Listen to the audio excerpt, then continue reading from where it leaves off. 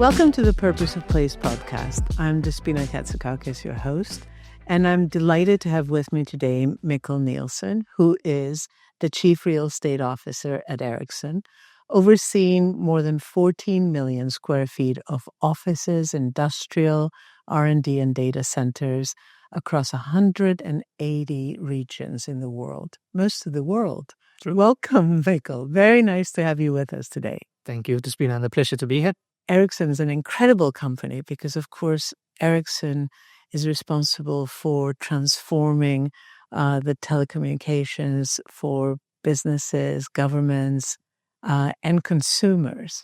So it's a great perspective to have from a company like that in terms of how offices have changed and work has changed and what the purpose of place is. So what are some of those changes that you've been seeing? No, I think it's interesting because we are a technology company, but we're also a technology company with 150 years of history.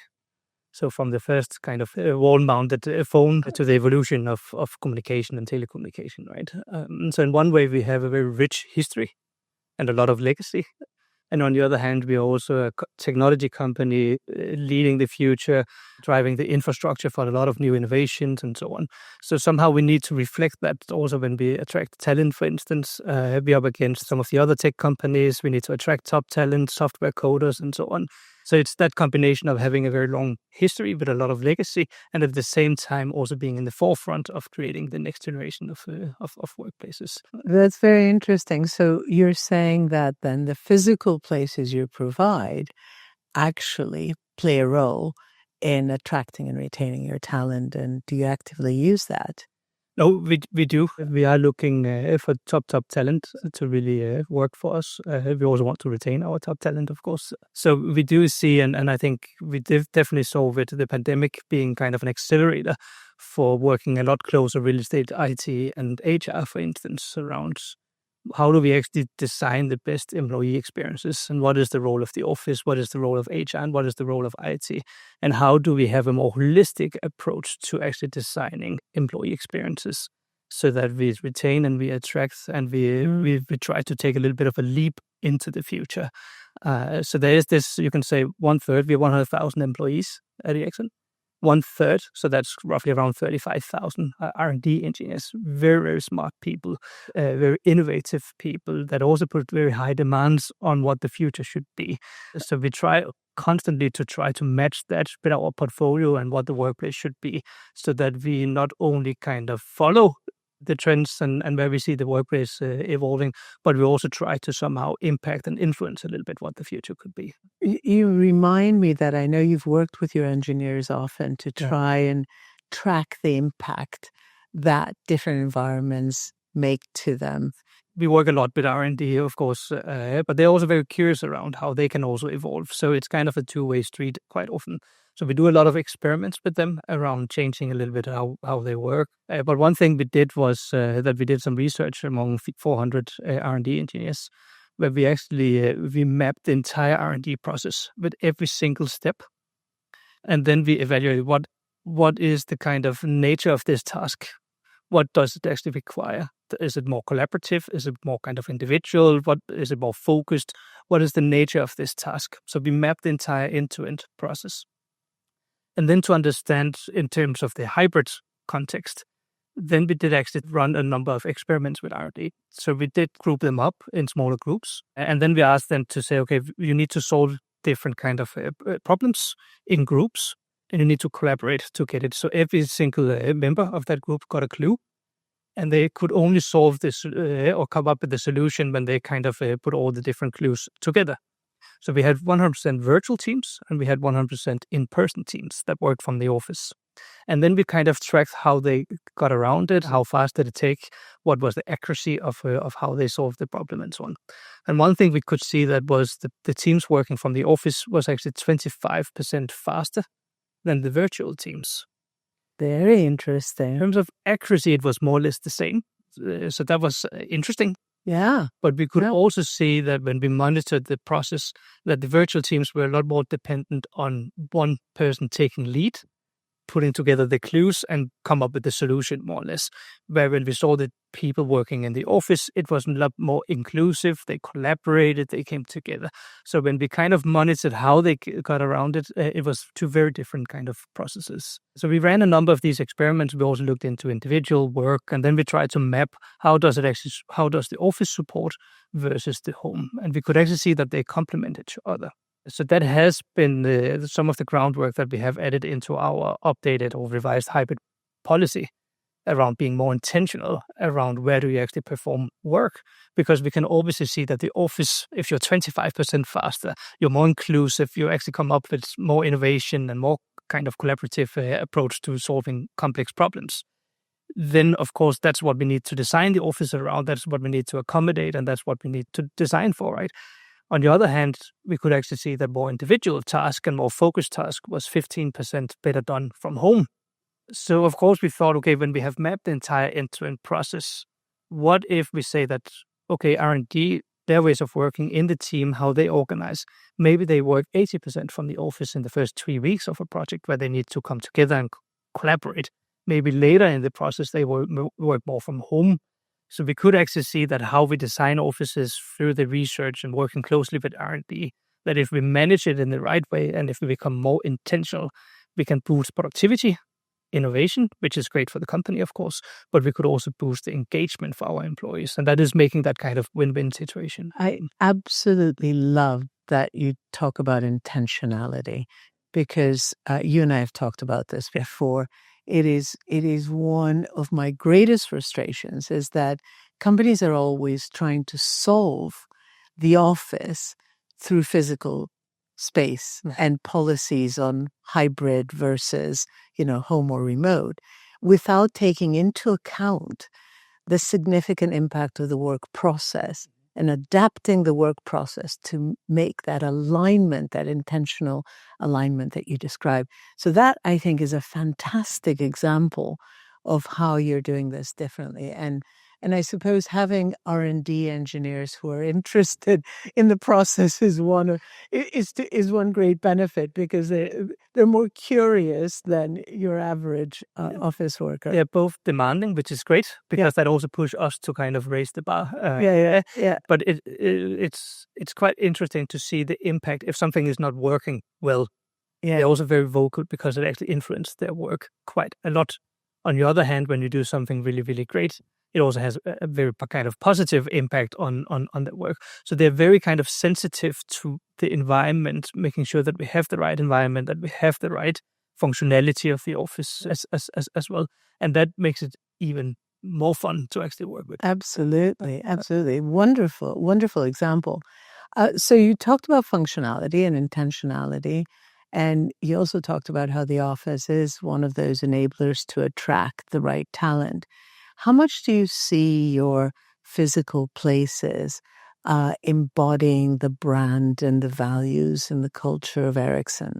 No, I think I mentioned around the long history of Ericsson, and we don't want it to be a museum where we showcase all the old technology that we have. So what we do is that what we're testing right now and working closely with the brand team is that we actually we have built a lot of components into iPhones, for instance, and some of the first iPhones.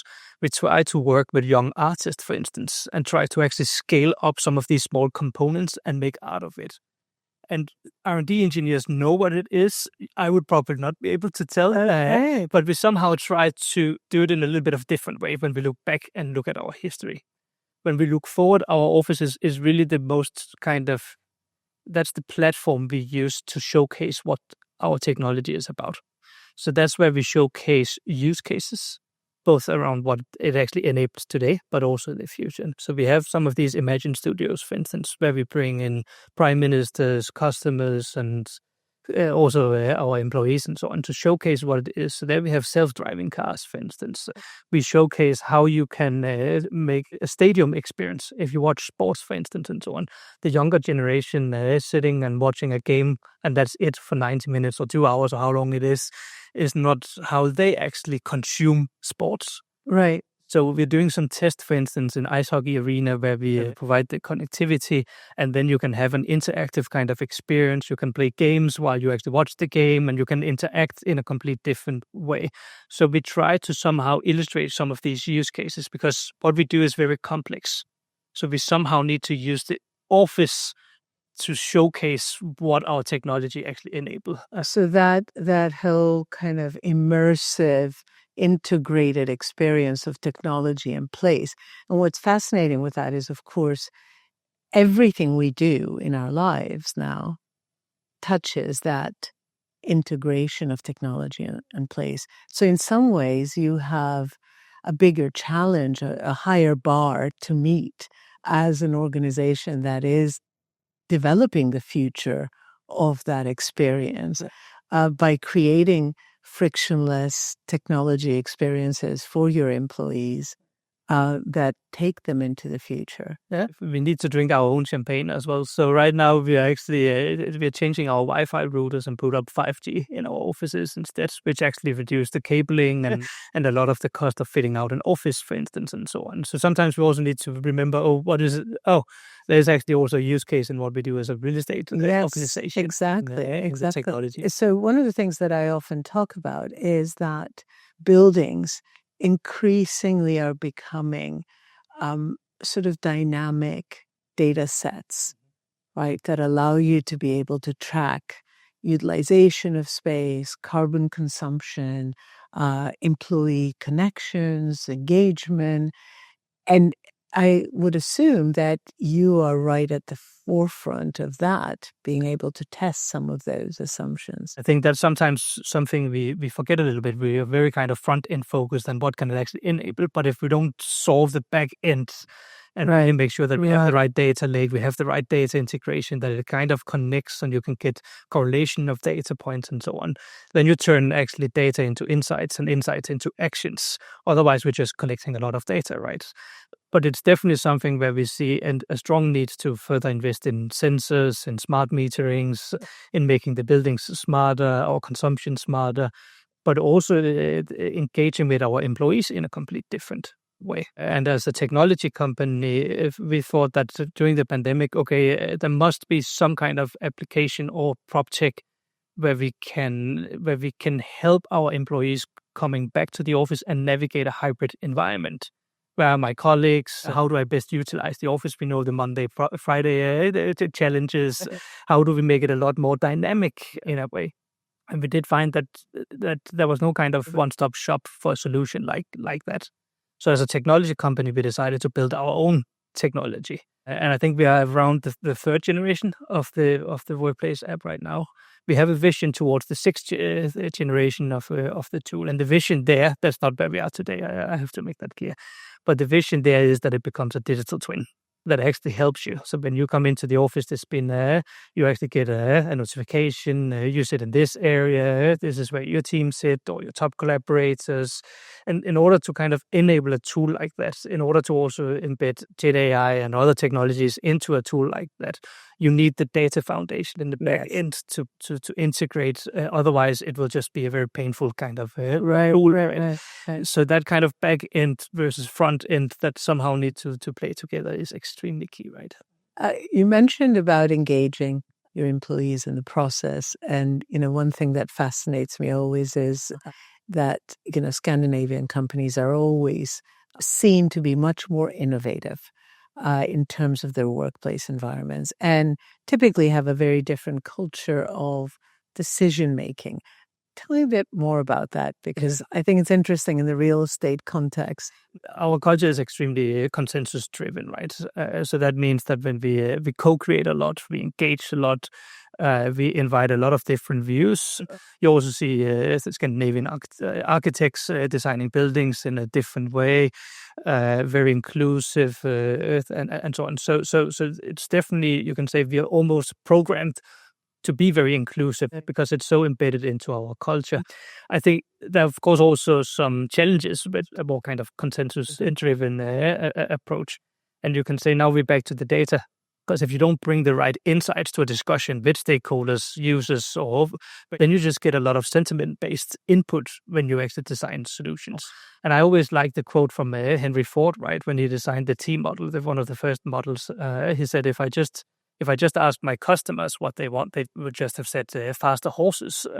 So it's that combination of being very consensus and get the input, but also be extremely fact-based so that we make sure that it's not too sentiment-based. Great point, because being able to balance quantitative and qualitative data and using that to make more complex business cases is always such a critical part of design solutions. And sadly, for the most part, as an industry, we tend to be, as you say, very sentiment-based in terms of the engagement of people and very quantitative in terms of the decisions on building. So there is a disconnect. Now, we've been working with you to almost streamline that process, and it'd be great to hear a little more about that. Post-pandemic, you can say, understanding ways of working, how work actually evolve. When do we need to make a change to the office? Does it actually support what it needs to support, and so on? We need to, and I think we have a history of being more reactive. So most trigger points to changing an office layout, for instance, has been an expiry date, for instance, or a contract date. And that drives a very kind of reactive kind of approach to say, oh, yeah, by the way, we have a lease coming up. Let's maybe see if we should improve something, right? And what we're trying together with you right now is to say, okay, but what if we actually add a step 0, where we actually become a lot more data-driven, and the data, again, turning data into insights and then into actions, can it actually trigger something? If we sign a 10-year lease, for instance, maybe after 3 years, we actually need to evaluate if that is still fit for purpose, for instance. We can't just wait until year 10, because that's 7 years of waste, more or less, right? So how can we become more proactive in our approach by using data, by using the trigger that data can actually do? As an industry, we are historically incredibly reactive, as opposed to being a true partner to the business and being able to bring those valuable data points to help align real estate to the business and to the workforce and work process life cycle. And as a technology company, in 10 years from now, Ericsson will be a complete different business. Yeah, complete different company. Our technology will be different. Our talent will be different. Everything will be different in 10 years. So we cannot just commit and have a solution today that will also work well in 10 years or even in 5 years, maybe. So how do we then build that flexibility into our solutions so that we can adapt and we can change? And I think that's where we do see that we need to take a big step from being more reactive to a lot more proactive. Sustainability is central to everything that Ericsson has been doing. How does that impact your decisions on real estate? And I know some of this because we're working on some of this together, but it'd be really great to hear how you approach this. No, I think this is one of the biggest challenges and opportunities that we have as an industry, right, in the coming years. And again, it needs to align with the company vision, and sustainability is embedded into our company vision. Digitalization plays a huge role in actually removing carbon footprint. So it's embedded into our company. That, of course, also means from a real estate point of view that we play an important role. We need to be net zero by 2030 in our own operations. And real estate is roughly around 70% of that target. So, of course, it's about creating a complete roadmap and actually say, where are we today and where do we need to be by 2030? And what are the activities that we need to do to get there? So what we're working with you guys with right now is to say, okay, but when we do business cases and decision documents, we're very good at comparing different options against each other financially. Option A, B, and C, and we can compare everything, right? We need to have a framework where we can also compare the carbon footprint of each option as well. So we're running a few tests with you now and some landlords where we actually have an assessment of different buildings so that it's embedded into our decision making. It's more of a balanced scorecard that allows you to bring the impact of sustainability decisions alongside the impact of cost. So let's come back to metrics. You talked about bringing in sustainability metrics alongside cost to create a kind of more balanced scorecard. How do you measure the value of the real estate decisions you make. Yeah. When I joined Ericsson 5 years back, I looked at back then it was KPIs, right? And we have 7 different ways of measuring cost per square meter, cost per employee, cost per whatever. And I think what was really good with the pandemic was that it actually forced us to ask, why do we actually even need an office? What is the benefits? Not just the cost of the office, like we just need it for the sake of having it, right? But okay, why don't we just work from home 100%? So suddenly we actually needed to provide an answer to that question. So you can say the cost is just the input, but what is the output or the outcome of having an office? I think that has changed the dialogue with the business and stakeholders completely, right? So it's a lot more outcome-based. So it's about experience, it's about productivity, it's about how well does it support collaboration, because we do translate collaboration into future innovation, but also more classic metrics like utilization. It used to have the higher utilization, the better. Now we have instead said how many of our buildings actually sit within the range of 60 to 80%. Because we can see from the data that that's where you have the vibrancy, that's where you have the best experience. Very interesting. So, of course, it makes you much more focused on identifying what are the things that are worth investing in that will make the most impact to the business, to the cost, to the people's experience. Yeah, you can say we want most experience for the money, right? But it also means that we can be more focused when we have a more data-driven approach. We can actually see what is it that we need to fix. And we do that in real estate, but we also correlate it with data from HR and IT, because if we fail in real estate, HR will not succeed or IT will not succeed either, right? So it's about that kind of holistic approach to it as well.